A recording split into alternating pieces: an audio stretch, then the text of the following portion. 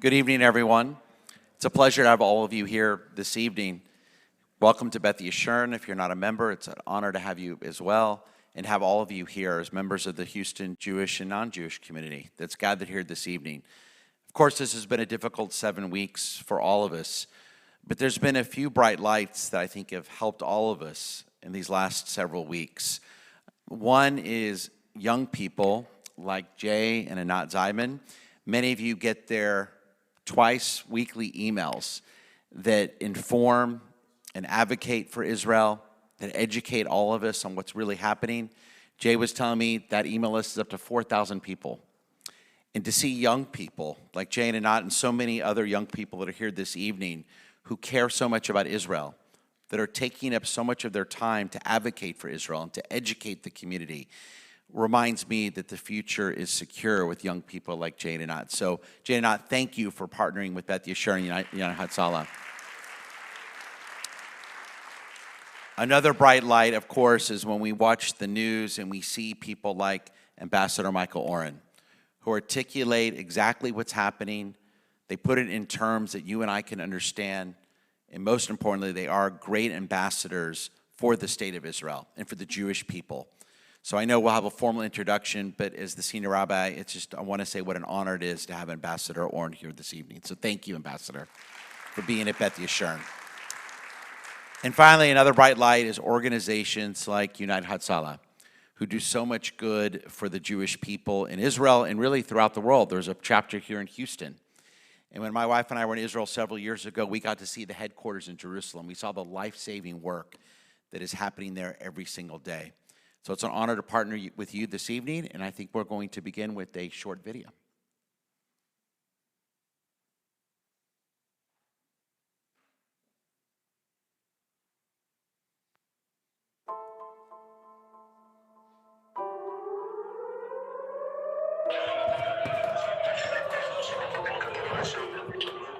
אנחנו נמצאים פה בכפר עזה.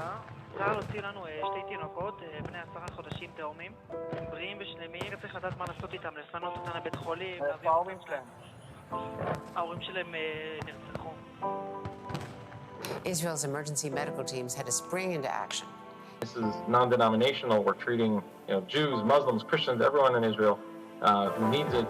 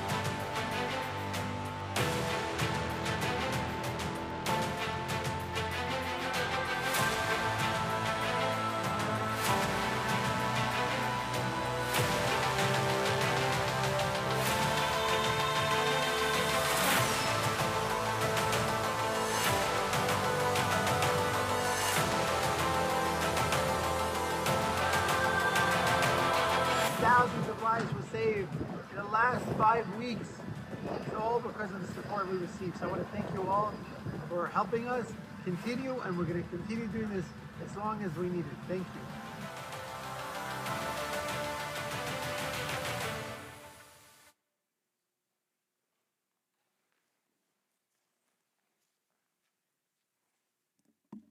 Sure, then everybody. Thank you so much, everyone, for coming out. I really appreciate your time, and thank you, Rabbi, for having us at your congregation. My name is Marcy Silber. I've spoken to many of you, and I have the privilege of working for United Hatzalah of Israel. United Hatzalah, if you don't know, is a community-based organization made up of 7,000 volunteers from tip to tip of Israel. They have one single goal, and that's saving lives. These incredible angels in orange, they go about their daily lives, and once alerted to a nearby emergency, drop what they're doing and come to the rescue, often arriving in under 90 seconds. This organization represents what the world could be, a mosaic of people, Jews, Christian, Druze, religious, not religious. Everyone has a single goal, and they work together to accomplish that in record speed. These talented men and women not only provide Israelis with irregular calls of heart attacks, babies, choking, but on October the 7th, everything changed. United Hatzalah was the first emergency response team to be in the South alongside the IDF. With their courage and determination, they were able to save hundreds of Israelis and soldiers alike, transporting them to safety and providing nonstop care to thousands of severely wounded people in those critical first few days. This organization's work, you may have seen, has been all over the news with their courageous leadership and incredible things that have happened around Israel with their help. As a fully donation-funded organization, it's critical to have partners around the world who understand their vision, support their work, and enable us to tell their story. We are blessed to have amazing partnerships, people like the Kornvase family, people like Ambassador Michael Oren, people like Jay and Anat, and the congregation here, which has been so welcoming to us. We also would like to acknowledge the Federation of Houston, who helped direct a donation of $195,000 towards our emergency campaign. I would like to now call upon Jay Zeidman and thank him again for all of his help in organizing this tonight. Thank you for your support of United Hatzalah of Israel.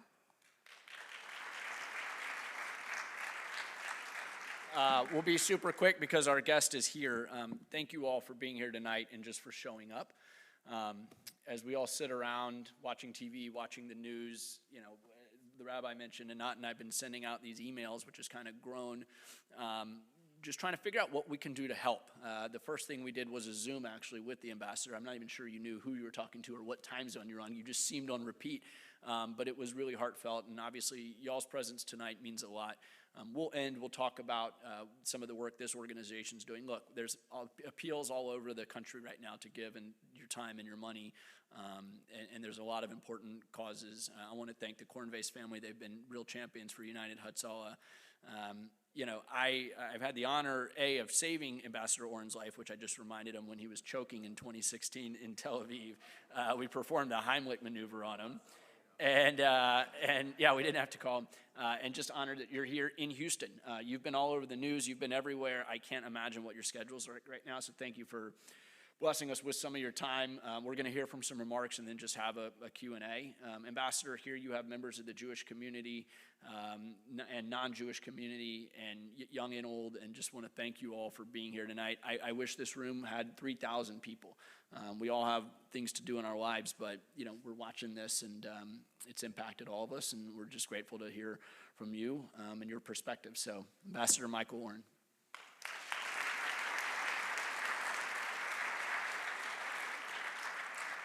Thank you, Jay.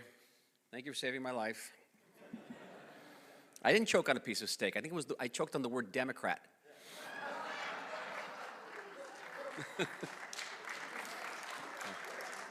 I'm not an ambassador anymore. I can say these things. So the incomparable Zeidman family, and Fred, the indomitable Amy Kornvase. Thank you, Rabbi Strauss. Thank you. Thank you all for coming out tonight. Thank you all. History is hard. I'm an historian, I'll tell you. History can be very, very hard. If you're a Jew in Spain in 1492 and you wake up one morning and find out the country in which your ancestors have lived for the last 1,000 years, all of a sudden they don't want you anymore and you got to leave, history's hard. And if you're a German Jew in 1933 and your ancestors have been living in Germany for many, many years, and one day you wake up in the morning and Germany's not Germany anymore, it's Nazi Germany, history's very hard. Or if you're an Israeli, 1973, and you wake up one morning and find out the Egyptians and the Syrians have attacked, and you realize that the reality you've known is about to be irrevocably altered, history can be very hard. And when history hits you hard like that, there's actually no way you can prepare yourself. Nothing. You can't brace yourself for hard-hitting history. And that was certainly the case on the morning of October 7th. History hit us all, both in Israel, here, Houston, hit us hard. None of us were prepared for it. And yet, Amy will tell you, 2 nights before that, I was the guest of the Kornvase in Dallas. I was giving a talk. And I want to tell you something. There's only one thing worse than being a false prophet, and that's being an accurate prophet. You actually know it. Just read the book of Jonah. He had a hard time with it too. All right? And I'm talking to this wonderful crowd in Dallas, and I made a prediction that had everyone sort of gasping. I said, Israel will shortly be at war. Now, actually, I'm not a prophet. I'm very good at connecting dots. There are a couple of dots that had to be connected. Iran. Iran was watching the United States broker a peace treaty between Israel and Saudi Arabia. And the Iranians were seeing before them the possible emergence of a joint Israeli-Saudi strategic and economic alliance. They're going to talk about making a railway from Haifa to Riyadh, okay? They weren't going to sit there and be quiet about it, the Iranians. But even more dangerous for the Iranians was the fact that this agreement was going to include a nuclear codicil. Yeah? The Saudis were going to get nuclear power. It's the last thing the Iranians were going to put up with, a nuclear-powered Saudi Arabia. And the Iranians looked over at Israel, and we were divided every way you could possibly divide it. Over the government's judicial program, but beneath that, all the other divisions between Ashkenazi and Mizrahi Jews, left-wing, right-wing, religious, secular, people who lived in Tel Aviv, everyone else who didn't live in Tel Aviv. We were at each other's throats, every which way. The Iranians saw this. They saw that there were thousands of reservists who said they weren't going to report to duty and said, this is our opportunity. And then they looked at the United States.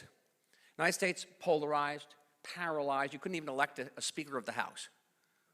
Remember this? It's ancient history, right? Couldn't elect the Speaker of the House. And the Iranians looked at their fears, they looked at their opportunities. We're going to go to war.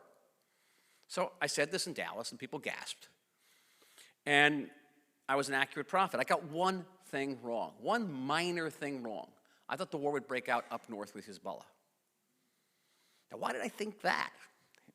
Going back, ancient history, 2017, I was the deputy to the prime minister in Knesset. And one day, the prime minister calls me in and says, I got some really bad news for you. You're going to be in charge of Gaza. Right, really bad news. You're going to be in charge of trying to find ways to improve the quality of life for the people of Gaza. And so I did a crash course on Gaza. I went to all the security people, sat there and listened to lectures on Gaza, and I learned some very fundamental things. One is that everything you know about human decency, about civilization, when it comes to Hamas and Gaza, throw it out the window. It's completely irrelevant. All right. In Gaza, the Iranians are willing to fight Israel to the last Palestinian.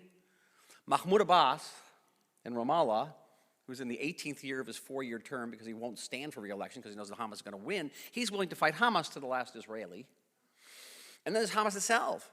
Hamas itself that does not give a feather about the people of Gaza. Nothing, nothing. Every year Hamas uses and loses about 200 to 300 Palestinian children that they send underground to dig their tunnels with little shovels. And the tunnels collapse, they die, nobody cares. Nobody cares. Israel has a crossing. You've seen this crossing in the news now. It's the Kerem Shalom crossing. And it's ironically named. It's the Vineyard of Peace. And that crossing had a capacity of 1,200 large flatbed trucks going into Gaza every single day. We had food, medicine, toys. You see now these trucks lined up at Rafah. That's 400 trucks. We could do 1,200 a day.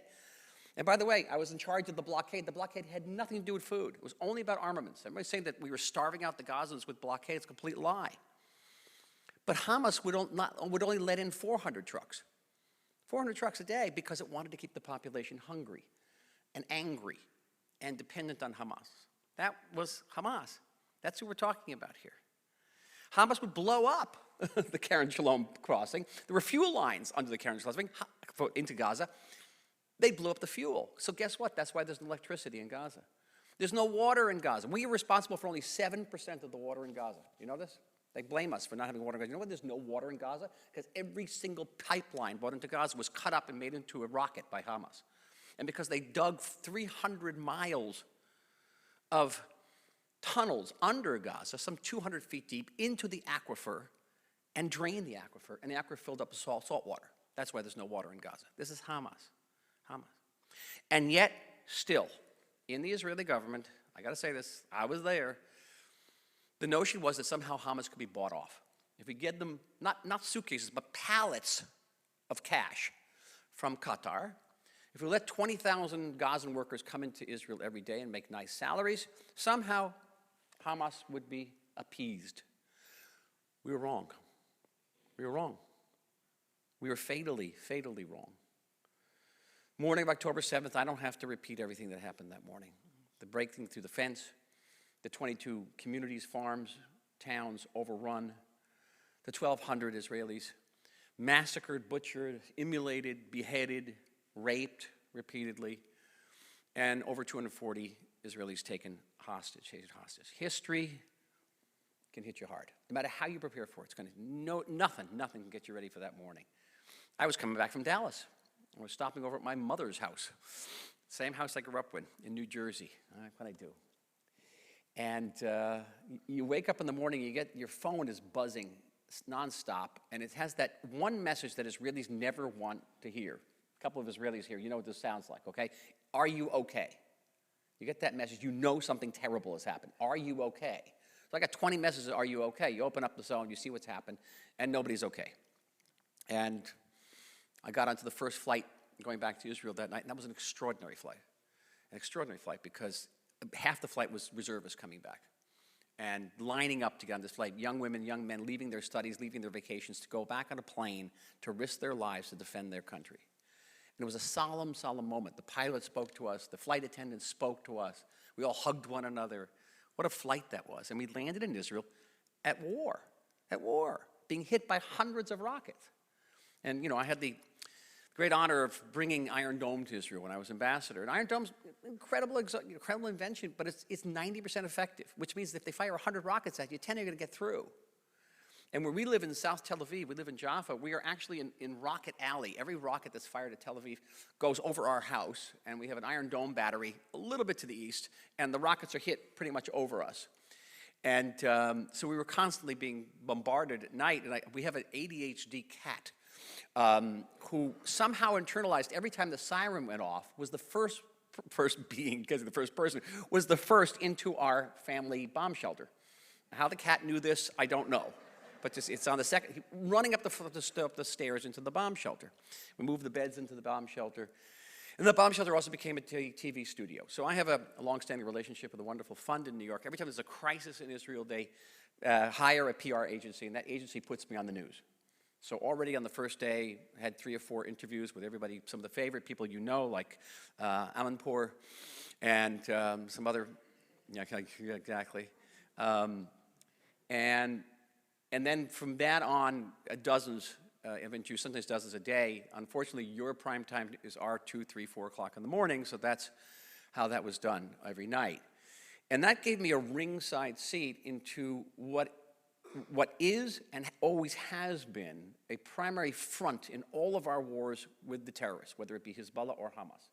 Because our enemies, these terrorists, do not have a military strategy. They have a military tactic.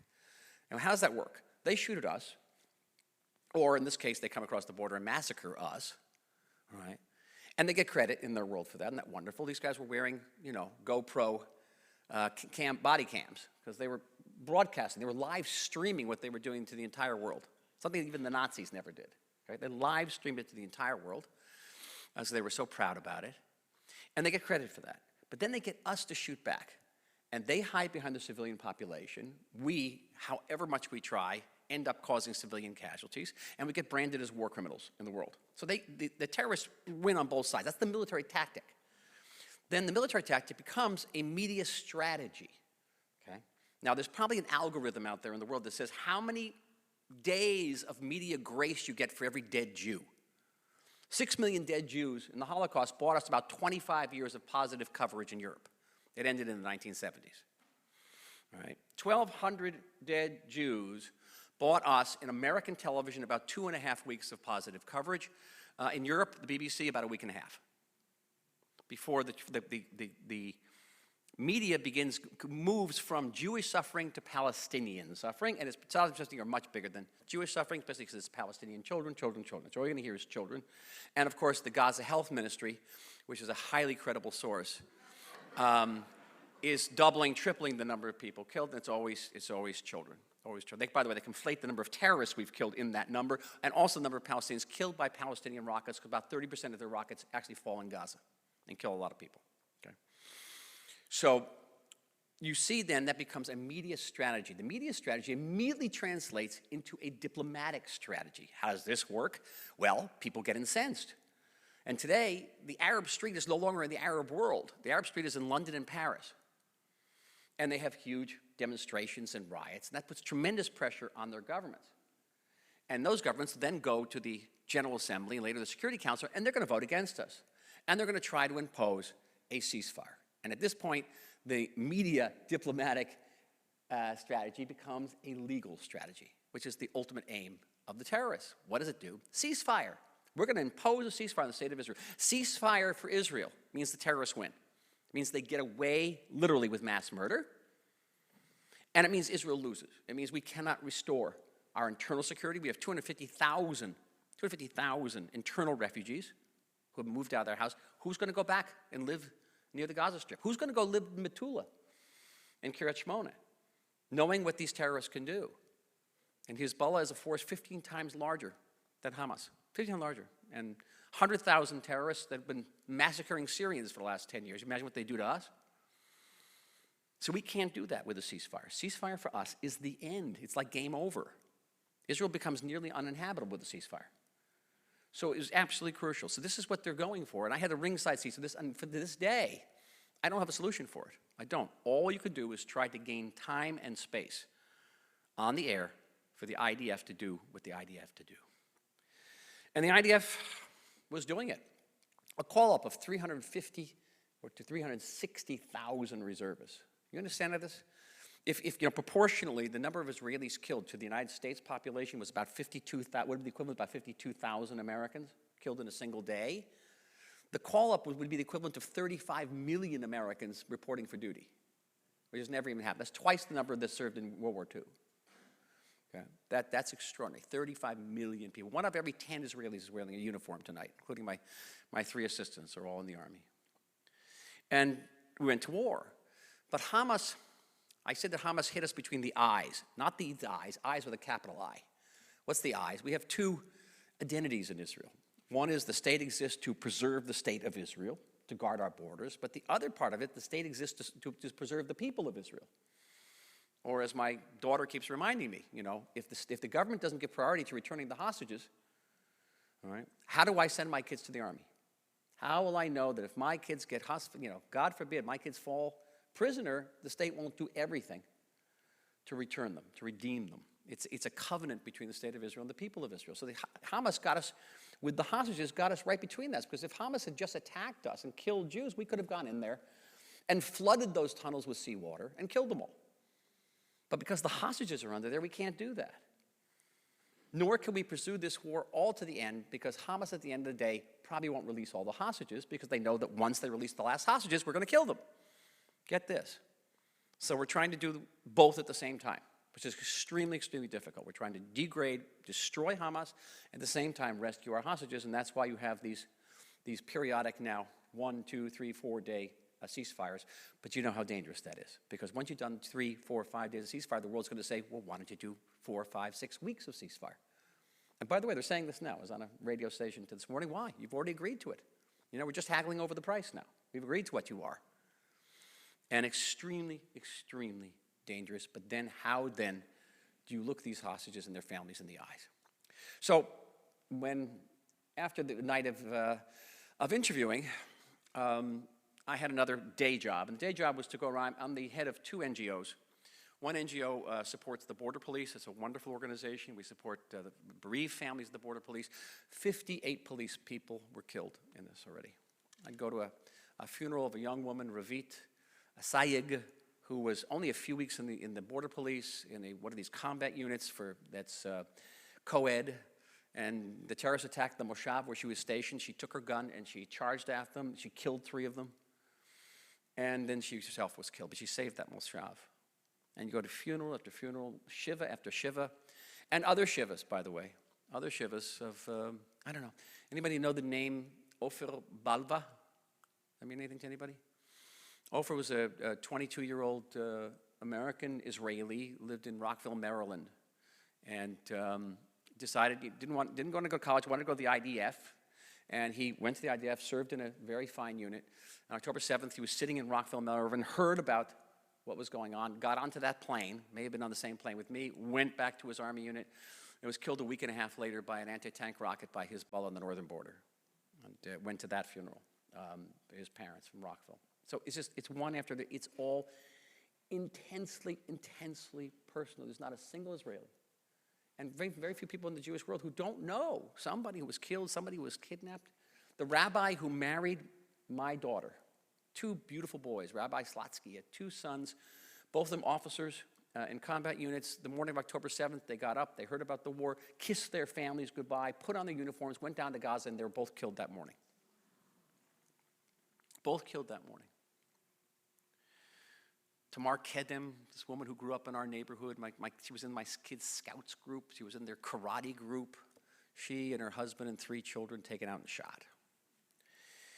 Another hat is working for an NGO that supported the families of the hostages. So every day I went visiting families. Some of the families have been reunited with their children, even today, which was very heartwarming, but some of them don't. I visited the Eshel family, whose daughter, Roni, was only 2 weeks in the Army. She was in that intelligence unit. They believed she was a hostage, and then about a week ago, they finally identified her body. It took them 5 weeks to identify her body. Noah Marciano, you probably know the name Noah Marciano. I sat with her mother, Adi. What an extraordinary woman, strong, strong woman. She was a hostage. We knew she was a hostage. And Hamas took her out and shot her. Shot her. They know that she was killed after she was taken hostage. Beautiful young woman. All of it is just soul crushing. I'm telling you stuff you know, okay? And so bear with me. It's soul crushing. And it's far, far from over. Far from over. We don't know where this is going.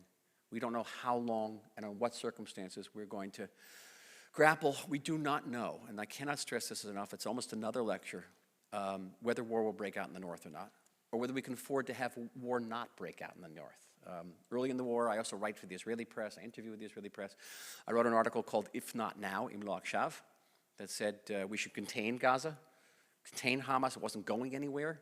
We have to focus our energies on Hezbollah, which is a far, far greater threat. It's 150,000 rockets that are bigger, heavier, more accurate. And I don't know how we go back to the status quo ante in the north unless we deal with Hezbollah at some stage. So, all of this, nothing prepares you for. History is hard. But history, even at its most grim, offers hope. And there were all sorts of signs of hope during this war, all signs. One night we heard that the president was going to make a speech. This was like 3 days after the war started. And, I've been involved with mostly Democratic administrations, going back, to the first Obama administration. And I got to know Joe Biden quite well. I know his staff well, Tony Blinken, Jake Sullivan. I work with all these guys. We have serious disagreements with them over the peace process, but that's small potatoes. Over Iran. These administrations built up Iran. They legitimized Iran. They dissed us and other Middle Eastern allies, and what can I say? There's a responsibility for that. But that night, I'll never forget. I'll never forget that night because everyone stood in front of our television sets. We didn't sit. And we listened as the President of the United States got up and told the world that his personal pain, as someone who lost his wife and 2 children, linked with Israel's pain, and talked about how it knocked the wind out of him. And we're listening to this. Here's the President of the United States talking about his pain, our pain, and he unequivocally supported us in our fight against terror and our goal of destroying Hamas. Categorically, it condemned terror. And then he did something that I think that was, I would have thought was totally impossible, because probably the only thing that achieves bipartisan support in Washington is the opposition to further foreign military entanglements, particularly in the Middle East, isolationism. And this guy gets up there, Biden, and says, I'm going to send not one, I'm going to send 2 carrier strike groups to the Middle East. Carrier strike groups are huge armadas. It's not just the most modern aircraft carriers, it's all the frigates and destroyers and submarines around them, more planes than there in the entire Israeli Air Force. And these armadas were up there, they're just not just sitting there, they actually started firing and taking down rockets that were fired at us. They did one today. They got involved with trying to free an Israeli-owned vessel from the Houthi rebels in Yemen. So here, after years of saying, I'm going to end all wars in the Middle East, here's a man getting the United States practically involved in another Middle Eastern war and a regional war, and it could spin out of control. I used to spend many hours with him, and he always began every sentences. Biden would always say, "As my father used to say." And my favorite line with him was, "My father used to say, never crucify yourself on a small cross." I can say this in shul, right? Never crucify yourself on a small cross. Try translating that into Hebrew. And here he is crucifying himself on a very big cross. And guess what? We're the cross. Because he's paying a very high political price for what he's doing. And so far, a little wobbling, but he's holding that forward. He's still saying no ceasefire, no ceasefire. And huge force. People are furious at him, furious at him. So that's a bright spot. The bright spot, I think, is a greater one, is the volunteerism. 80% of Israelis volunteered. Not just the 360,000 people who put on uniforms and took up guns. And units in the IDF were reporting 150% response to the call-up, which is unthinkable. What's 150% of anything? That's the people who had been retired years before were showing up in uniform. But the people going out and picking vegetables, picking fruits, giving so much food to the soldiers that the IDF had to say, stop bringing food. Giving so much blood, by the way, that the hospital said, okay, we have enough blood. I hope that's true. We filled up all our blood banks. And then there's Hatzalah. There's Hatzalah, and I almost don't have words. I'm going to get choked up here because I've been associated with this extraordinary organization for several years now. And of course, history hits hard and nothing prepares for you what happens there. But Hatzalah is an organization that has huge warehouses of every type of medical device and facility you can possibly imagine. Within one day, 90% of that material was gone. Millions and millions of dollars of medical equipment just was used in saving lives. 2 of our volunteers, we have over 7,000 paramedical volunteers. 2 of them were killed. 2 others were taken hostage. Many were wounded. And they just kept going. They never stopped. They were the first on the scene. They got there before the army did, believe me. And they never stopped. And you saw Ellie up there. He looks a lot better than that usually. I mean it, doesn't he? He looked rough. He looked rough. I get worried about him because he didn't sleep for weeks and weeks and weeks. And it's just, okay, that's Hatzalah for me embodies the spirit of Israel. It's what we're about. Literally, it's what we're about. And it's a great honor for me to be here with you. It's a great honor for me to be associated with Hatzalah. It's a wonderful, wonderful organization. History hits hard. It just does. It does. And yet, we know. We've lived through it all. And we know that history holds out hope for us. And the most important thing that has occurred over the last, since October 7th, is that in a crazy, ironic, almost nightmarish way, Hamas has done us a great favor. Hamas reminded us of who we are. Hamas reminded us that we are a nation. Hamas reminded us that we are a people. Hamas reminded us that we are mishpocha. And that's what you're doing here tonight in this wonderful show. You're showing that we're part of this mishpocha. We're part of this people. And all those divisions with Israel before, those have disappeared. They may come back, knowing my state, but right now they've disappeared. And Jews of all different streams of Judaism, different political parties, all coming together because we are part of this family. And no one can take that away from us. No one can take that away from us. History hits hard, but we have lived through the hardest of history. We have lived through everything history has thrown at us. And we're going to live through this as well. We will. We're up against immense, immense challenges, ammunition, the UN, ceasefire, you name it, we're up against it. We're going to come out on top. I know we will. First of all, because we have no choice, but not only because we have no choice. It's because of who we are as a people. It is our identity to grapple with history, no matter how hard, and in the end, always to win. Toda rabba.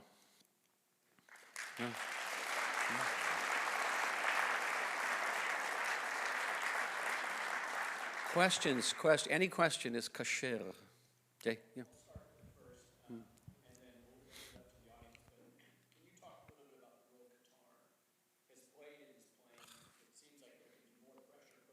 Yeah, I don't know why there isn't. Listen, right now, they get off Qatar. It's just about Qatar. About Qatar, the role of Qatar. And they get to play both sides. They get to be the principal sponsors of Hamas. They get to house the leaders of Hamas in great luxury, by the way. And then they get credit for helping to rescue the hostages.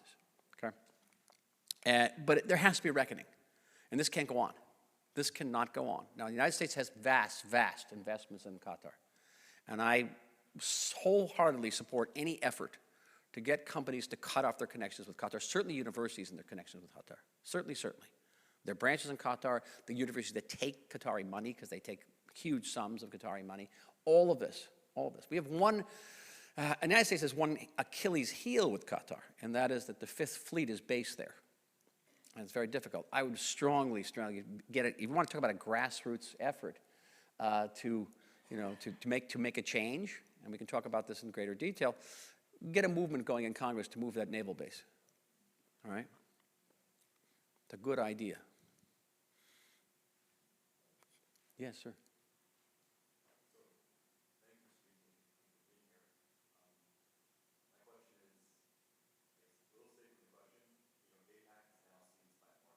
Right.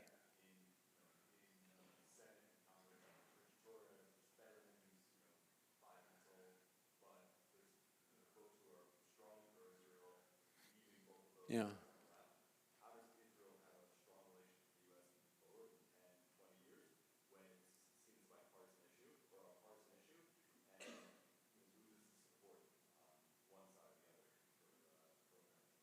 Listen, we can try, if you heard this, how does Israel maintain bipartisan support in Israel, where Israel is becoming increasingly a partisan issue? And I spent the night with Richie Torres recently. He's just extraordinary. He's amazing. We're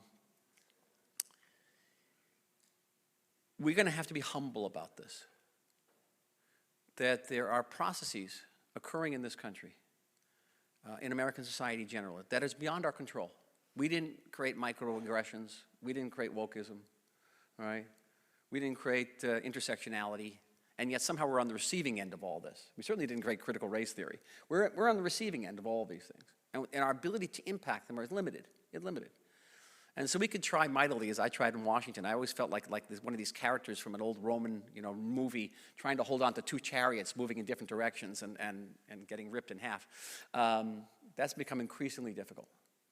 And we'll be humble about it. We'll do our best. But we will not take risks with the survival of our country to appease anybody in any party.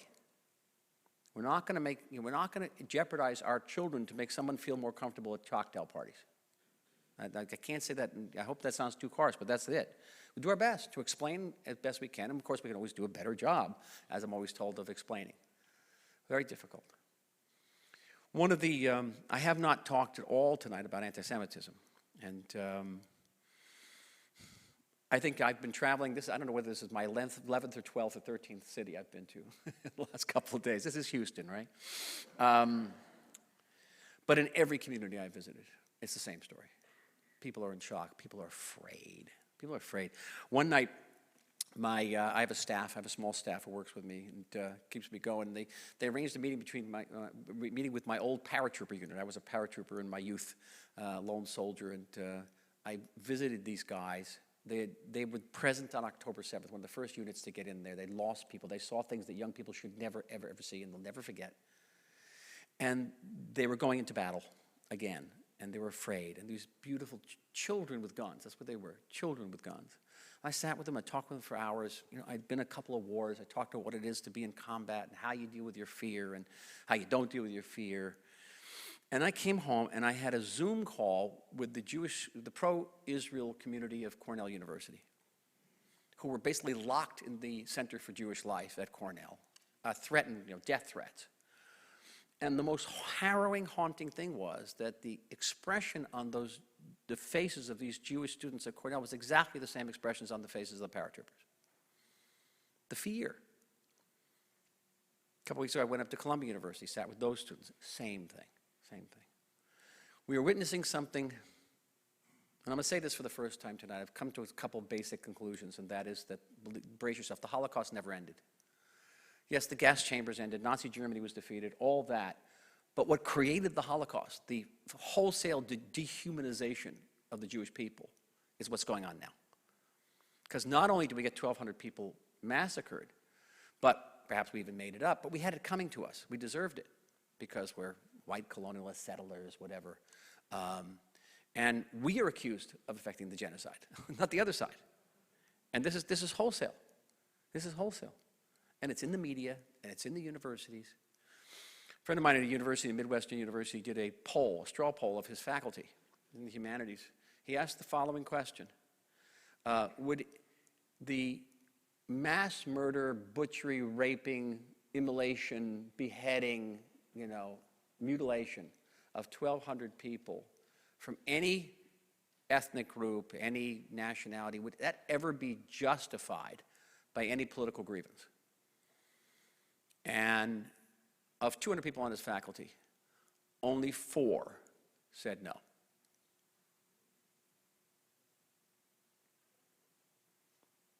That is what creates a Holocaust. And I'm not sure if the Holocaust happened today, we'd have much of a different response from much of the world. That's a terrible conclusion I have to make. But that's another reason why we, the Jewish people, have to remain very strong and united. And the great difference between now and the 1940s is that we have this group called the Israel Defense Forces. We're just not going to let it happen. We're not going to let it happen. And this is why we have to stand by Israel. We may have all sorts of political differences on issues, but we have to stand because this is what it's about. And that army is defending us, it's defending you. Yes, sir.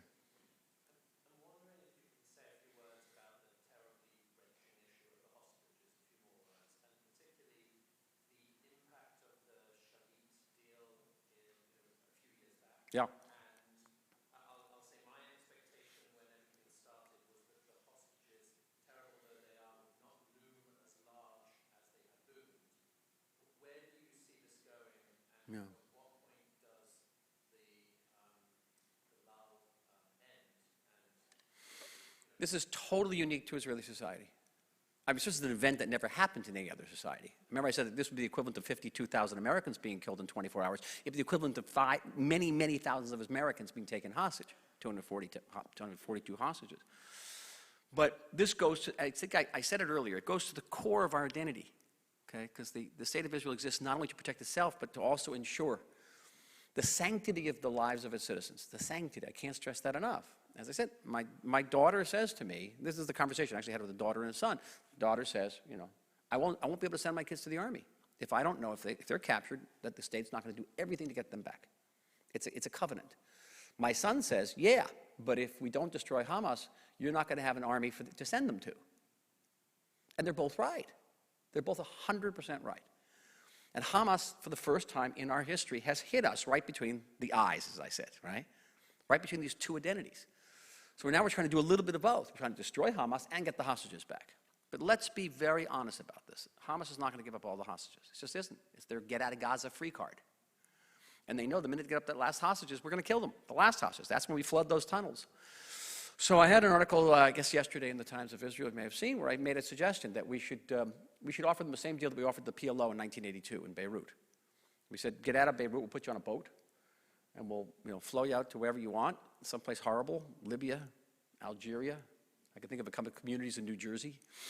And Paulie will take care of them. And they could leave the hostages behind. I would go for that deal. I think the majority of Israelis would go for that deal. I do.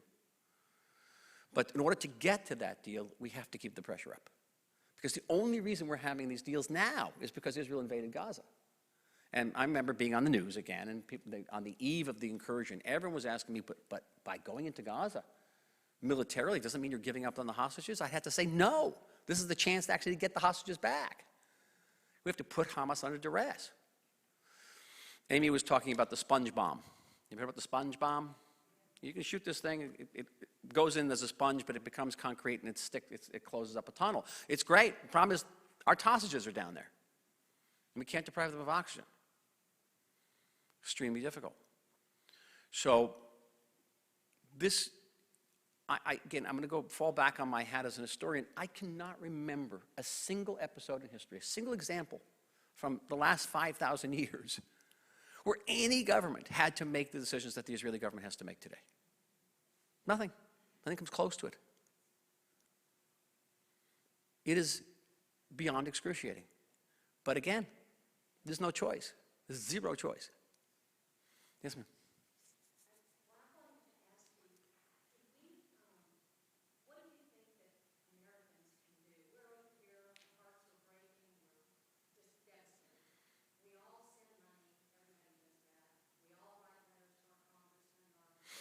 Yeah. Well, half of it you just said. Make your voices heard. Don't let the press get away with things. Don't let them get away with calling terrorists militants. All right? Let them get away with the M word, because that is anti-Semitic. Because there's only one people you can massacre the way they massacred us and the world and be called a militant, that's because the victims are Jews. Don't let them quote the Gazan Health Ministry as a credible source. Because it's only a credible source because the people they're talking about are Jews. Because Hamas's enemies are Jews. Everything, the whole narrative is riddled with anti-Semitism. And it's an anti-Semitism that harkens back to the worst anti-Semitic tropes of the Middle Ages. It's blood libels. It's the massacre of the innocents. All right? It's all there. If you look closely enough, you don't even have to look that closely. It's all there. So don't let them get away with it. If you are a major contributor to a university whose president is not standing up and protecting Jewish students, don't give another cent. If you are in contact with your state, local, and federal representatives, make your voices heard, stand up for that ceasefire, make sure nobody wavers, but also talk about the possibility of cutting off investments in Qatar and moving the Fifth Fleet's base. These are things you can do. Give to Hatzalah. Give to Hatzalah. If you can, come to Israel and volunteer. There are wonderful volunteer programs, the Sorel program, you can go into kibbutz, you can pick fruit. We're now in citrus season, and all those oranges could rot unless people down there picking. I know everyone at home is picking, so they do that. And we have no tourism now, so you may be nice to come as a tourist. Not so much. You have to get on El Al mostly. It's hard. I was talking to Jay earlier about what's happening in the high-tech industry, because I work in the high-tech industry and my son's in the high-tech industry. Many people are pulling out their investments without a word. And so if you can invest in Israel, invest in Israel. That's extraordinary. There are many, many things you can do. Yes, over who? Yes, hi, sir. It's an inspiration to hear you, sir. Thank you. We live in a new world today in cyberspace, social media. Right.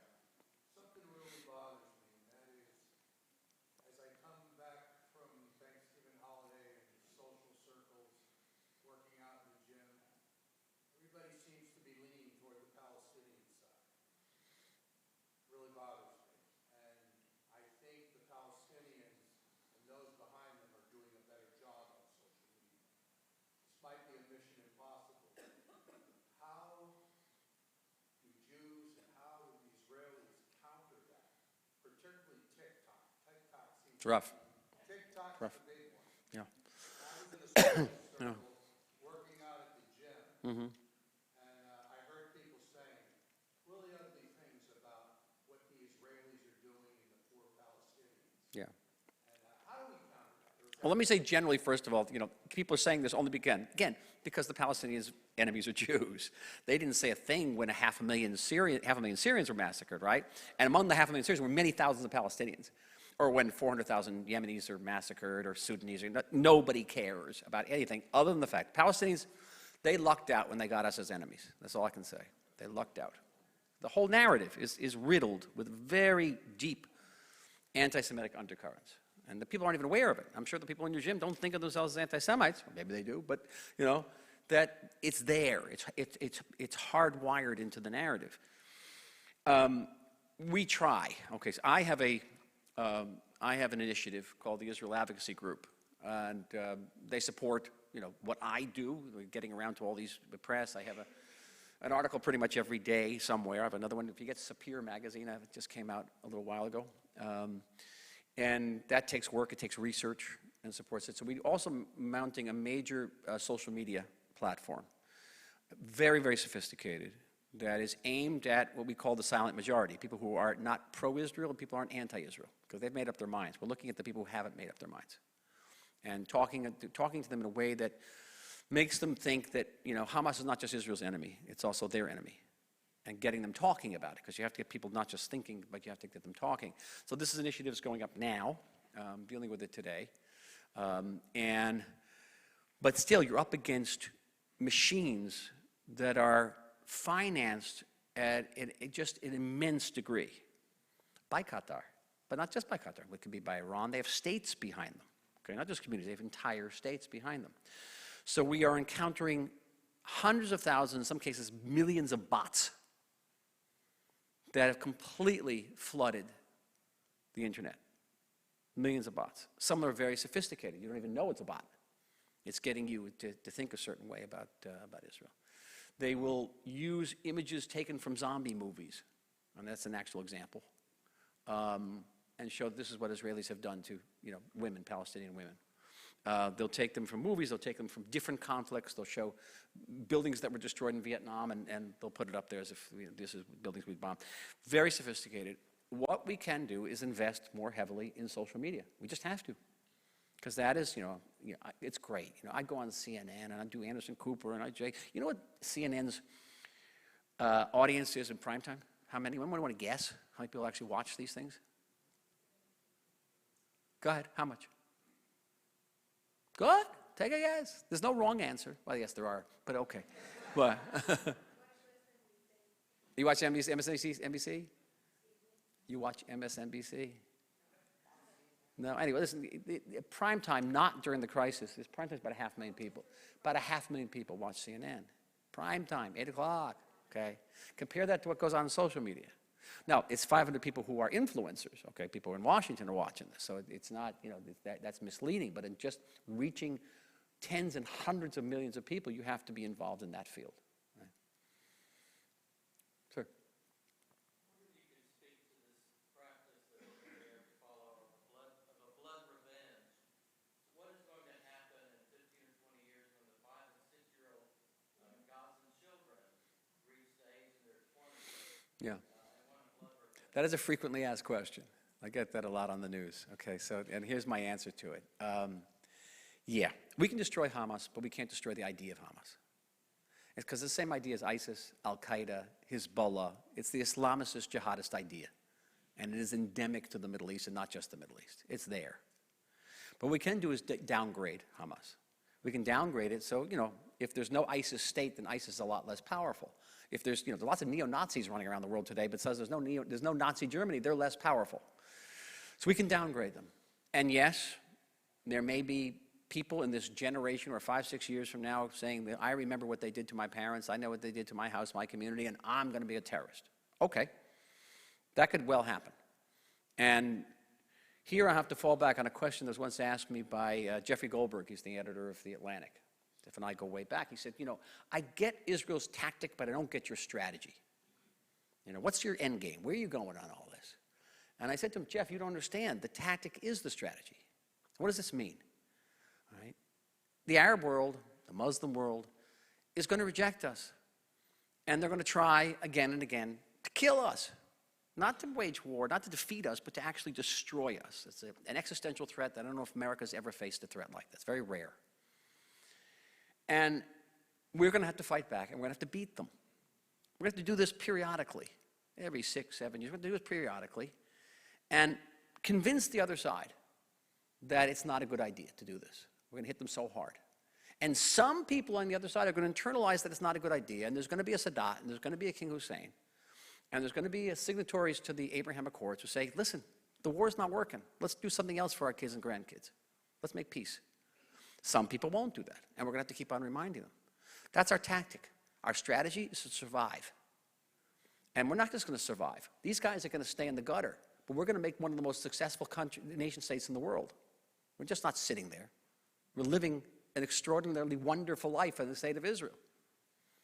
And that's the strategy until such a time as they stop too. No, some of them may say, okay, I remember what they did to my parents, and I'm going to become a terrorist. We're going to have to remind them every couple of years, too. And honestly, what is our alternative? We don't destroy Hamas. We don't restore our regional security, because what's going to happen now is everybody, the Iranians are going to, they're going to internalize that you can hit Israel, you can destroy Israel, and nothing's going to happen because the international community is going to slap a ceasefire on Israel, and we won't be able to defend ourselves. Okay?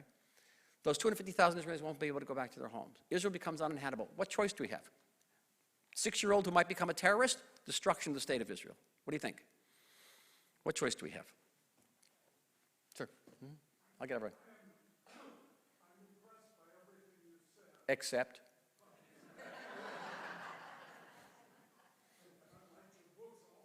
Except? But in the 30s, churches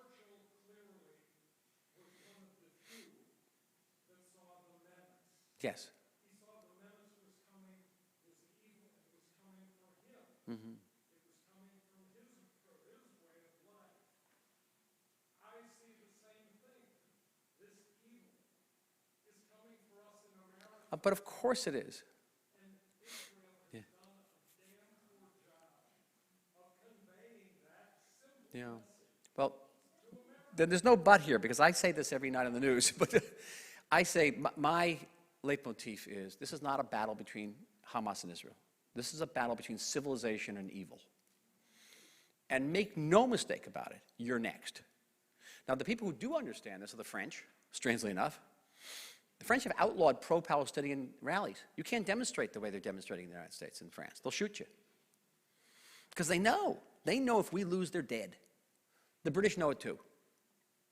America hasn't quite gotten that memo. But keep in mind, look at the protests. I've encountered protests in many cities I've been to. I had one opposite my hotel in New York the other night. It was terrifying.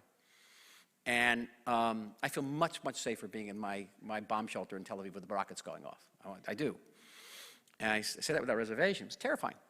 What's interesting, you looked at the 300,000 people who came to demonstrate in favor of Israel in Washington, and they're flying the American flag, and they're saying thank you to the police. These demonstrators are not just demonstrating against Israel. They're demonstrating against the United States of America. They're burning the American flag. They're attacking the police, right? This is an anti-American movement. And it's an anti-American movement in a very deep way. It's a theologically anti-democratic American movement.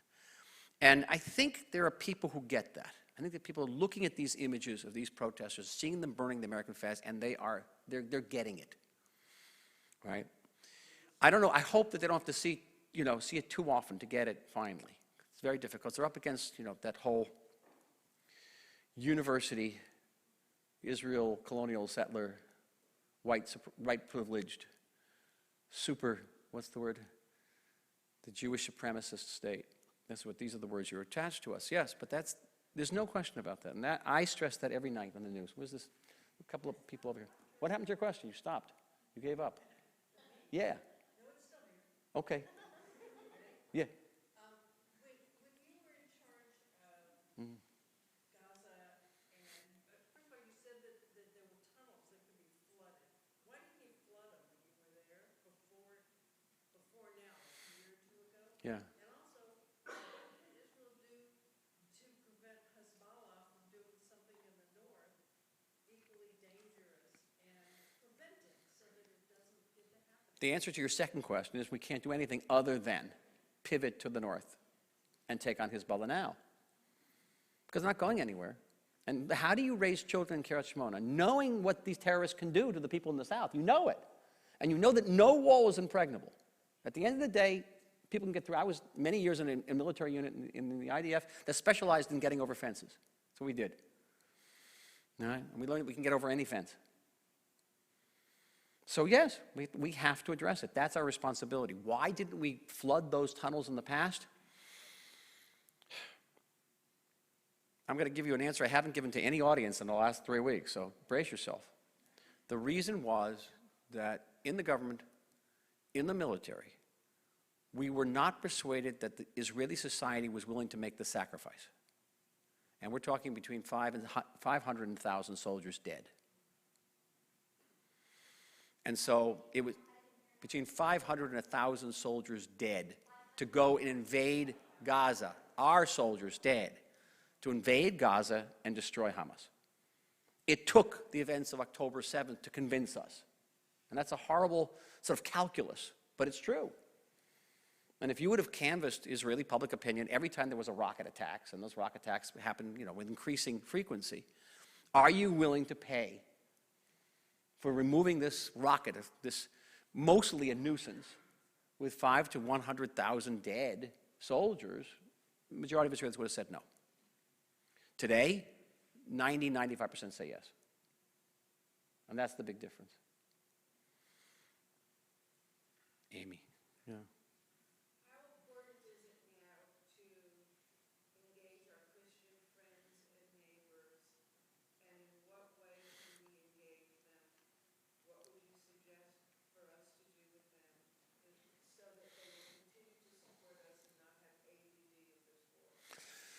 Well, if they are believing Christians, certainly there are many ways you can engage them, because this is a war, as I said before. It's a war not just against the Jewish people, not against Israel, but it's also a war against our civilization and our belief system. And they say this openly. Hamas says it openly. We're coming first for the Jews and then for the Christians. So you actually all have to do is quote their charter. Don't let me speak. So you can do it on that level, and certainly. And I was the government's advisor on church affairs. That's where I started my state service. I was advisor to Yitzhak Rabin. That's how old I am. On church affairs, and I got to be intimately, acquainted with Christianity in Israel. And Israel has the only growing Christian community in the Middle East. Only growing. It's grown 1,000% since 1948. That it's a very successful community. Israeli Christians, especially Arab Christians, are per capita better educated and more affluent than Israeli Jews. Very successful community. And note this is a time when Christian communities are being massacred throughout the whole Middle East. You know what Hamas is going to do? We'll do what ISIS did. What ISIS did. We'll kill them. So there's your argument. It's not a hard one. Who else? There was a couple, 1, 2, 3. Let's get, good. Please, yes, please. I'll get everybody. I'm not going anywhere. If you can hang it out. Wow.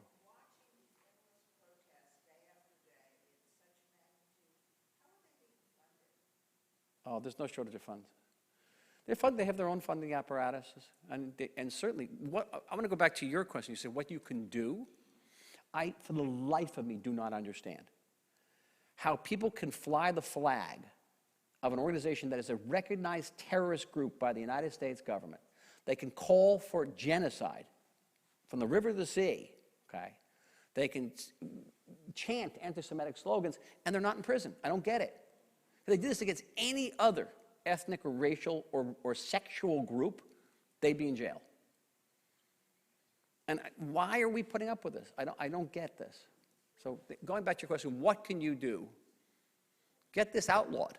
People have a right, certainly, to free expression, but calling for the death of millions of people is not free expression. That's hate speech. It's incitement to violence, incitement to murder.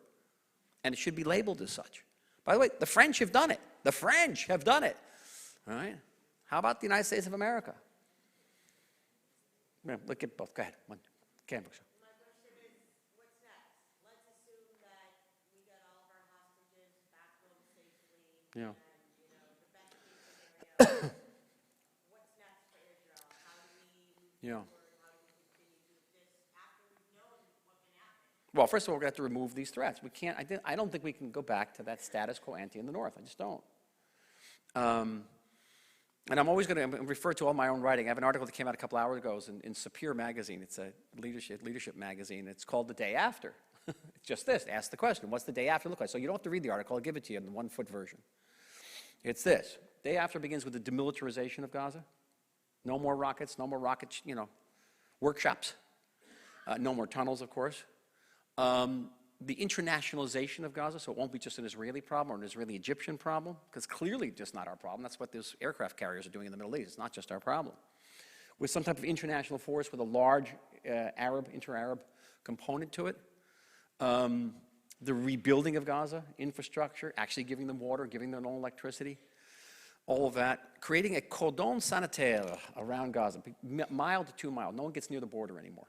Nobody gets near the border anymore. And looking, and here's the big if. All this is doable, by the way. The big part of this, okay, how are the Palestinians who are going to run Gaza? Because it's going to be the PA. Remember, 18th year of his 4-year term? Fabulously corrupt. Last time we tried this in 2005, they lasted about a year and a half before Hamas overthrew them. With tremendous amount of American backing, they still got overthrown. And we're going to have to find a Palestinian leadership which wants to actually, they don't have to love us. They don't get up in the morning and sing Hatikva. But they have to actually care more about their own people than they do about killing us. And that's very hard to find because right now, according to the most recent polls, 83% of the Arabs on the West Bank and Judea and Samaria support Hamas. 65% of the refugees in Gaza still support Hamas. Amazing? And the really scary thing is that 23% of Israeli Arabs think October 7th was a good idea. That's scary. So Sayam is an old buddy of mine. I worked very closely with him and with his people. I used to annoy him all the time. He was the former prime minister of the Palestinian Authority, the president of the Palestinian Authority who was kicked. He was prime minister of the Palestinian Authority who was kicked out by the president and because he was incorruptible and actually cared about the future of his people. Imagine that. He's from Texas. He's a Texas-educated man, and very fond of him. I used to annoy him immensely by saying, you know what you are, Fayad? You're a Palestinian Zionist. He's still... But yeah, the problem is the Palestinians don't want it. Every time he's tried to go there, they kick him out. They kick him out. I don't know if the United States tried to install him there, whether it would take root, whether Fayad would take root. But Fayad certainly is the hope for a future. It's not a big hope. It's a rather slim hope, but it's a few. All right, we'll get everybody. Yes. Ma'am, yes? Netanyahu's future. Listen, what do you think of Netanyahu's future? Not much. Not much. You know, no one resigned, as far as I know this, correct me, that no one resigned after Pearl Harbor, and no one resigns in this country after 9/11. It's American political culture. Israel doesn't work like that. People take responsibility for disasters. That was true in previous wars, 73, 2006, the Second Lebanon War. The chief of staff, the head of the military intelligence, the head of the Shabak, our internal security service, all have said, I take responsibility. That's Israeli code for, when this is over, I'm going to resign. That's the code. There's one person who hasn't, you may have noticed. He says he's going to answer hard questions. And he's ought to let slip that he's going to sort of try to blame the government, the army, and the intelligence services. That's what Golda Meir tried to do in 1974. Didn't get away with it entirely, as you know. I think, generally speaking, there's going to be a political upheaval in Israel, that a great number of the people you see in politics today will not be there or be in different roles. I got a text message yesterday asking me, citing the name of one of these very heroic Israeli men who on October 7th went down and defended these settlements, one of them who survived, because many of them did not, asking me if I would vote for that person for prime minister. So they're already a generation. They're already campaigning. It's already a generation that's going to say, listen, we're going to be there was a generation of 1973. Those are the people of Peace Now and Gush Emunim, these two movements that came out in the aftermath of 1970. There's going to be movements that are going to come out of this, too. Just wait. It's going to be very dynamic, and we hopefully not too disruptive. Yes, ma'am. I got them all. Oh.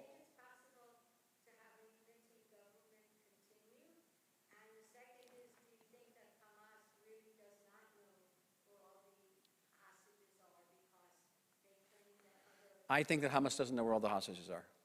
Some of them were taken by Palestinian Islamic Jihad, but many of them were taken by families. So when they broke through on October 7th, it wasn't, if you see the pictures, it's not just terrorists. Half the population is pouring through. They robbed the houses, they burnt, they raped, they did everything. They also took hostages. And this is something we've known from the past. Gilad Shalit, someone mentioned Gilad Shalit before. He was not taken by Hamas. He was taken by a family and sold to Hamas. Okay? So this is the family hostage. And it's an income. It is asset, okay? Equity. The Israeli government has to maintain itself for a while. You know, I was telling Amy in the car, I gave her a trivia question. See if anybody can answer this question. We all know who the commander-in-chief of the U.S. Armed Forces is, right? Who is the commander-in-chief of the IDF? Nope. Nope, not the defense minister. Anybody else? Huh? The chief of staff? No. Good trivia question, by the way. Nope. Nope. The commander-in-chief of the IDF is the government. The government. And specifically, it's the security cabinet. The security cabinet, even when it makes a decision, has to get approval of the entire government. If you notice when they made the decision about the hostages and the exchange, they got the whole entire government in a room. The government fills this entire room because there's so many ministers and deputy ministers. But what's the point here? The point is that unlike the United States, where one person can more or less decide to undertake a major military campaign, in Israel it is consensual. And you have to have a very broad agreement on going to war. And this government has two major problems in that field. One is it has the highest percentage of ministers who weren't in the army, including ministers in the Security Council. So you have people going to say, okay, you're going to send your kids out to go and fight and maybe not come home, but I'm not going to send my kids. That's very difficult, or I wasn't willing to fight myself. Secondly, the polls showing Mr. Netanyahu's support is rapidly going down the drain, and you have to maintain a level of legitimacy, because this war is going to go on for a long time. It's not going to end tomorrow. And so that is my concern about the National Unity Government. Right now, it's propping this up. If we didn't have the National Unity Government, we'd be in very difficult shape. But I hope it'll be able to maintain itself. I asked myself, listen, I'm not an ambassador anymore, so I can say my mind. I asked myself, at what point does Netanyahu become a strategic liability because of the questions of legitimacy? And that's very important. The government has to go out and convince families to keep fighting. You know, I told you I have these 3 assistants who are in Gaza. Talked to one of them today. They told him he's not getting out of the army till the end of January at the earliest. He's been in there since October 8th. He's got a family. All right? All these people have family. This is the backbone of our economy, backbone of our high-tech sector. It's huge. You damn well better have legitimacy in that government when you're asking the people of Israel to make these type of sacrifices, right? Am I right? Am I right on this? I'm not. Yeah? Who am I not getting here? Rabbi, you get a little schut. Schut. Yeah.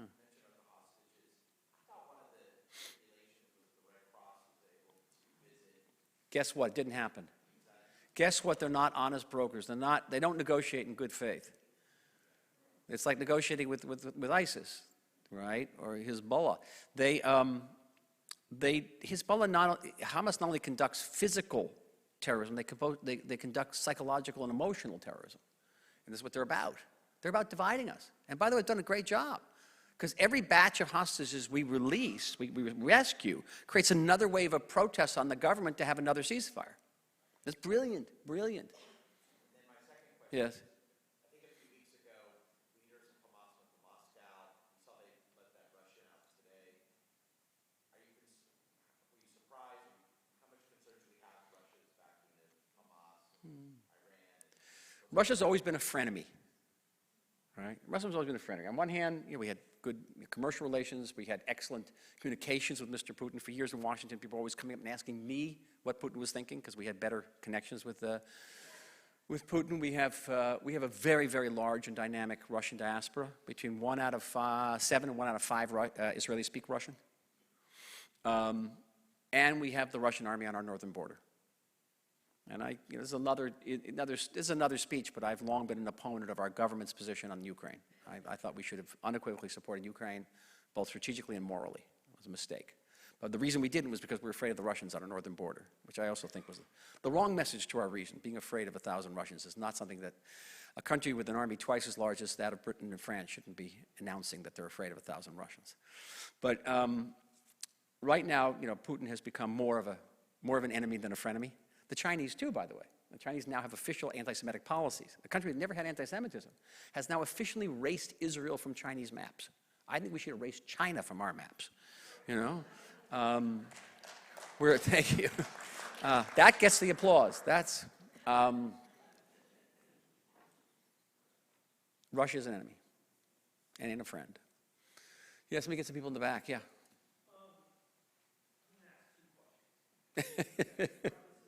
Yeah.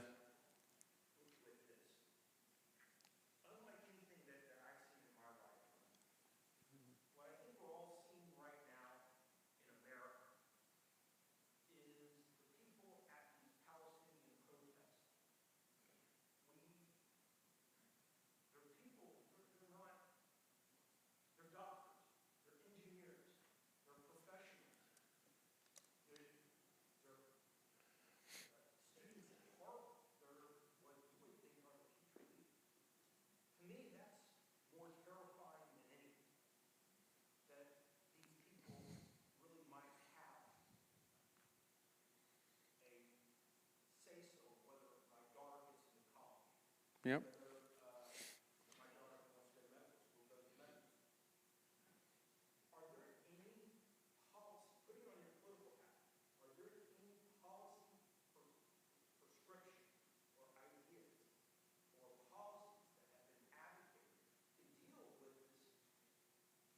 That's first question. Second? Yeah.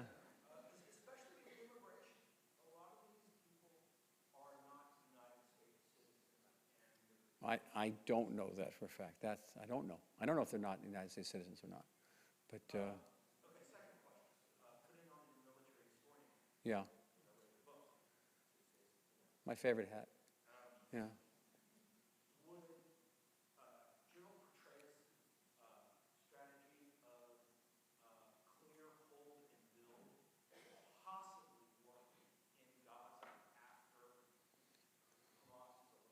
Well, that's an easier one. The answer is yes, because we have no choice.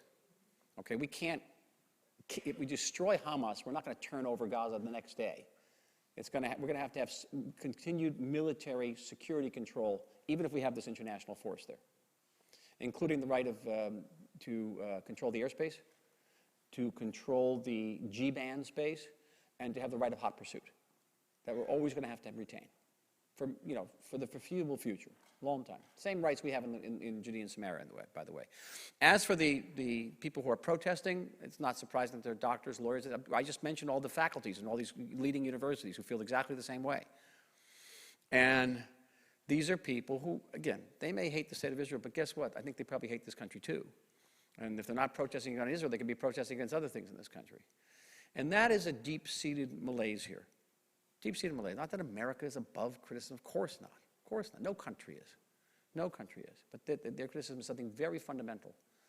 And it's linked to socialism. It's linked to all these ideologies that are converge around Palestine. When they say Palestine, Palestine is sort of like a code word for a vast spectrum of grievances.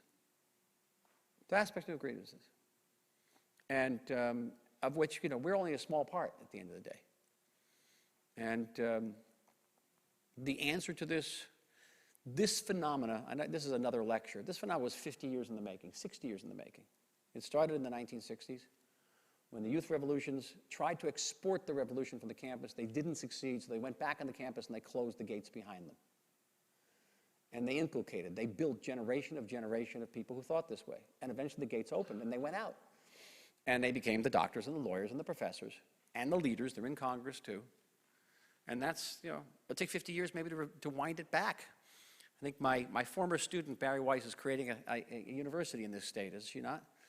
Yeah, support it. Yeah. Barry was my student. Yes, sir. What do you think happens to the Saudi deal, and what's your approach to East Okay. Two different questions. I think if and when we win this war, the Saudis will come to us. We show strength. People make peace with countries that show strength. And if you notice, the Abraham Accords aren't crumbling. They aren't crumbling because these leaders are in a terrible bind. They are facing Sunni extremism in the form of the Muslim Brotherhood, ISIS, Hamas, on one hand, but they're also facing Shiite extremism in the form of Iran, Hezbollah. And there's only one country in the world, one country in that region that's fighting both of them at the same time, and that's us. That's us. And if we are strong, they will make peace with us. Even though their populations may be rabidly anti-Israel, and they're going to issue all sorts of terrible, declarations against us, they're not going to break off ties with us because they know, what's the expression in English? What side their toast is buttered, kind of thing. What side their pita is buttered? They know, and they're not going to do that. And I think Saudi Arabia will make peace with us if we're strong. If we're strong.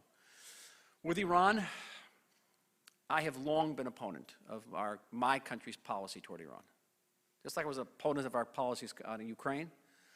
And it's this. For the last 15 years, we've been playing by Iranian rules. They get their proxies to shoot at us, okay? We shoot back. We get labeled war criminals. We don't deter them. And Iran gets away scot-free every single time.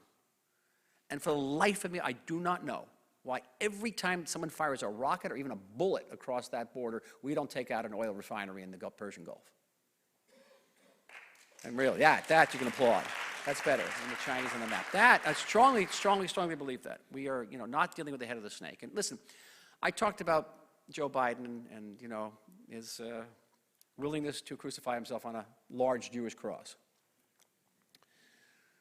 But even to this date, the administration has not had the guts to stand up and say, we made a mistake. We got it wrong. And as long as Iran continues this way, it continues to be this regional and international supporter of terror and instability and violence and horrors, that this is just going to continue. I don't care how many aircraft carriers you put there. It's going to keep on going. And you think, you know, the irony of it is that going back, you know, to the first days of the Obama administration, 2009, the whole idea of the pivot toward Iran was to help America disengage from the Middle East. And the irony of it is that by appeasing Iran, it's dragging America back into the Middle East again and again and again. It's a total, utter failure. But no one has the guts to say, hey, we failed. I got up here, I told you that our policy toward Hamas was a failure, right?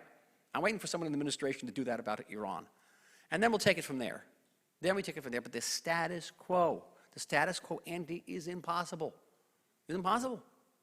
Because we can't live with it, the Middle East can't live with it, and ultimately America's not going to be able to live with it either.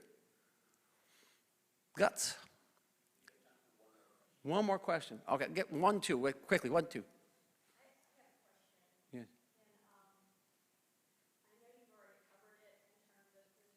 Yeah.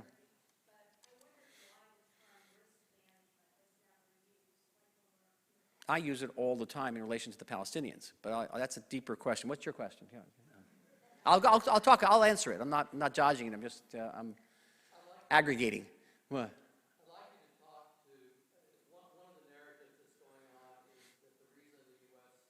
is hesitant to confront Iran and other places is Russia's behind all of it. No, I don't think that's why. Russia isn't. No, Iran does not have an air force. It doesn't have a tank force. America's not going to get into a war with Iran. Iran can be taken care of, literally, can be dealt with by a night of B-2 bombing, a couple hours, really. And they have nothing that can even hit those bombers. They fly too high, 50,000 feet. It's conceptual. And I don't think Russia's the issue. Russia's bogged down in Ukraine. It's not. But Russia's taking advantage of the situation. What you're going to feel it is in the Ukraine. And, you know, poor Zelensky. And when was the last time you read an article about what's happening in Ukraine? There's huge fighting going on, but you would never know it. You know? No one hates Hamas more, perhaps, in Israel than Zelensky, because they've taken away so much. And now also in terms of, just in terms of ammo, ammunition. We're all short on ammunition. It's going to be an issue, the ammunition. So no, I don't think Russia is the major issue. Russia is a beneficiary. It is. But let's go back to your question, because it's a key question here. It has to do with, okay, you're going to hear again and again and again talk about two-state solutions. Yesterday, I wrote an article with Jason Greenblatt, the former negotiator for the peace process in the Trump administration. We gave it to the New York Times. I think the New York Times is going to, the chances that the New York Times publishes an op-ed by a former Israeli ambassador and a former Trump negotiator is about, give me some football metaphor, right? Who's like the last team in the league? But we submitted it anyway, because I've been involved in the peace process almost since day one. I mentioned I was an advisor in the Rabin administration. I participated in the last round of negotiations with the Palestinians. I was an advisor on the Trump plan. Gone on. I have a new book out. It's called Israel 2048. It's a project I began in the Prime Minister's office. It looks at what Israel should look like on our 100th birthday, 2048. And the largest chapter in there is about the peace process, because I have a lot to say about it. If I had a couple hours, I'd give it to you. But again, I'm going to give you the one-foot version. The one-foot version is this. There are many, many peoples in the world. There are thousands of peoples in the world. Very few of those peoples are capable of sustaining a nation-state structure. They'll fall apart. And over the last, say, 120 years, I cannot adduce a single piece of evidence that would support the case that the Palestinians are capable of maintaining a state structure. They can't even do it in Gaza. It falls apart. Palestinian Islamic Jihad, ISIS, they can't. Gaza, they can't do it.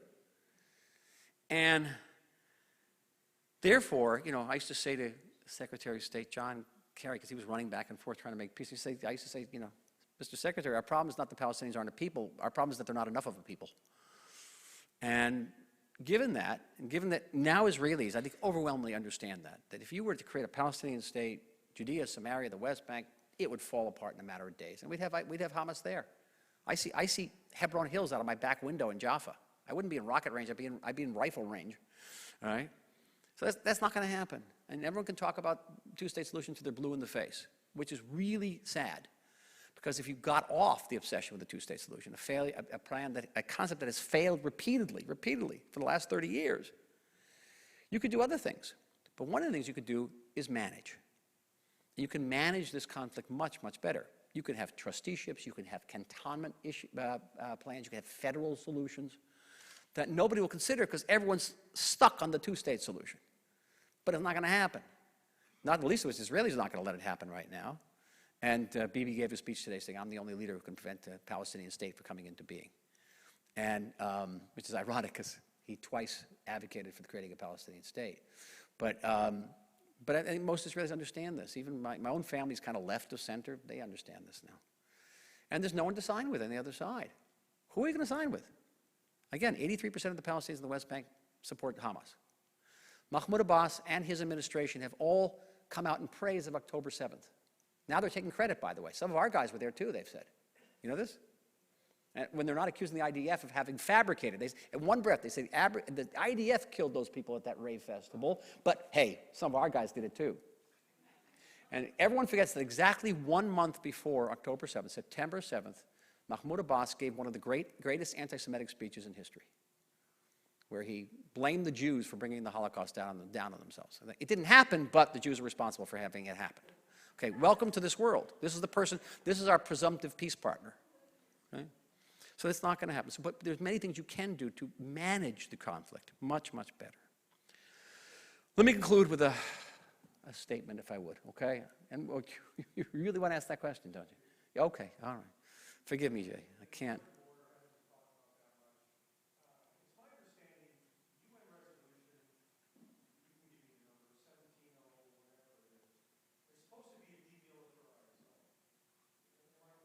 Where? In Lebanon, yes.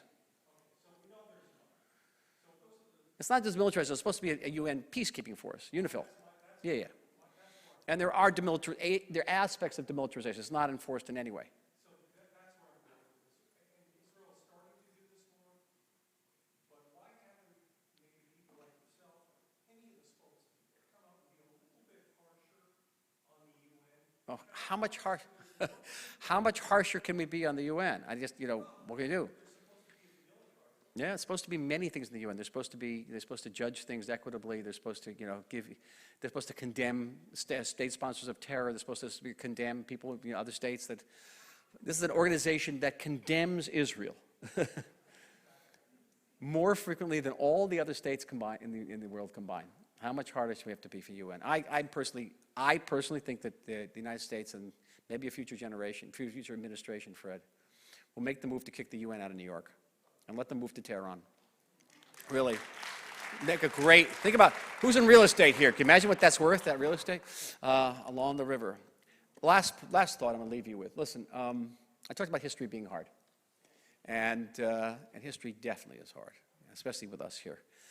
But I have two historical perspectives on Israel. One is the historical perspective, the history, and I've written about Israel's creation, 1948, a country that comes into being with 600 Jews in it, about the size of the city of Boston, and no natural resources, no allies, enough bullets to fight for 1 week, really. And we turn around and create this. We create a country, again, with that army that's more than twice as large as the British and French armies combined, the 7 universities on the top 100 or 500 lists in the world, more Nobel Prize winners than we have, like Olympic gold medal winners, and only a Jewish state would be proud of that.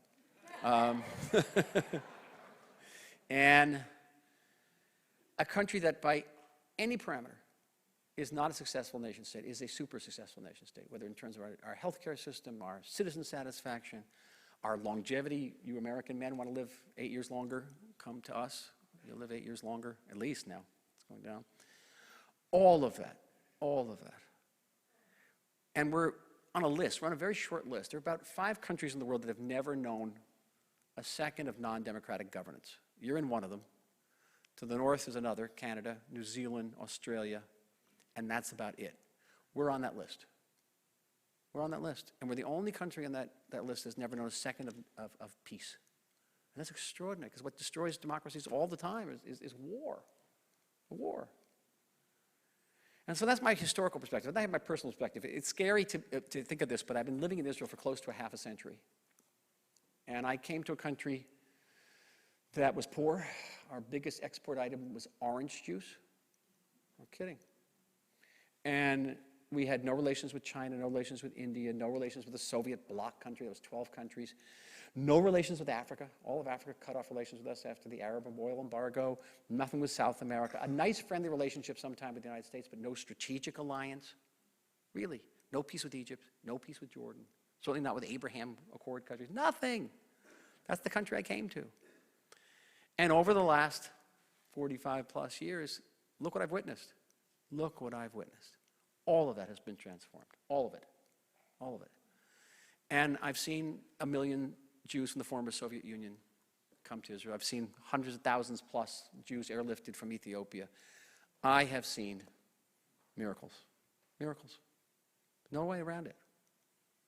And if you don't have that historical perspective, you don't have my personal perspective, you can live in this moment and think, despair. Everything's dark. Despondency. But if you take a step back, you see how we have overcome every single one of these challenges. That at times, in the thrust of them, in the heart of them, we all thought they were insurmountable, but they were. It's because of us, because of the people of Israel, but because of the Jewish people everywhere. That's what gives us the strength. Extraordinary people. Ugh. Ain't nothing like us. Nothing. We're going to win this one too. We will. We'll overcome. Thank you all. Thank you, Amy. Thank you, guys. Thank you, guys. Before we conclude, we just want to, again, thank Ambassador Oren. Thank you all. One quick reminder, to next week, the Friends of the IDF has their annual gala here on Tuesday. The Fields family are serving as co-chairs, so we hope to see you all there. And thank you all for coming, and Ambassador, again, thank you.